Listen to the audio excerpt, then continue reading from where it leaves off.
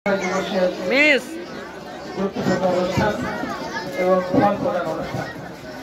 এই অনুষ্ঠানের উপস্থিত আছে অত্র প্রতিষ্ঠানের সম্মানিত নির্বাহী পরিচালক, সম্মানিত প্রিন্সিপাল, অন্যান্য শিক্ষক শিক্ষিকা মন্ডলী এবং অভিভাবক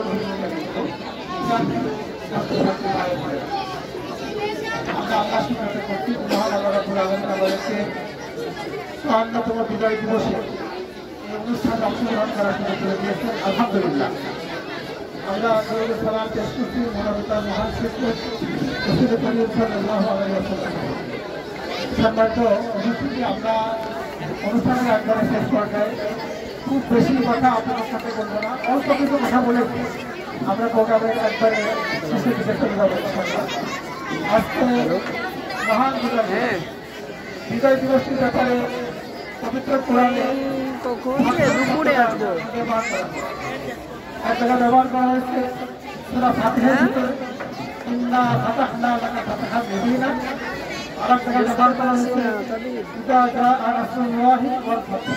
ওই যে নামাজের পরে বিজয় যখন আমাদের কাছে আসছে, এই বিজয়টাকে সাস্টেইন করার জন্য চেষ্টা করবে ইনশাআল্লাহ।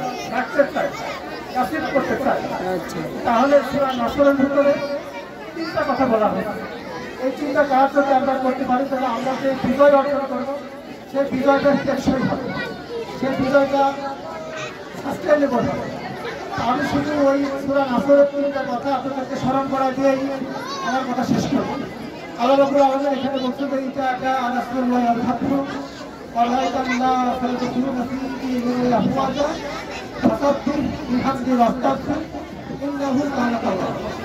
তারপর যখন বিজয় এসে যাবে তখন মানুষদেরকে আল্লাহ বলছিল তোমরা তোমরা আল্লাহর প্রশংসা করবে এবং আল্লাহর পবিত্রতা অর্জন করবে। তার মানে এখানে দুইটা বিষয়, আল্লাহর পবিত্রতা অর্জন করতে হবে, পবিত্রতা ঘোষণা করতে হবে, আল্লাহর প্রশংসা করতে হবে। আমরা খুব সংক্ষেপে বলি সুবহানাল্লাহি ওয়া বিহামদিহি, তাহলে কিন্তু দুটো দাবি হয়ে যাবে। একটা আল্লাহ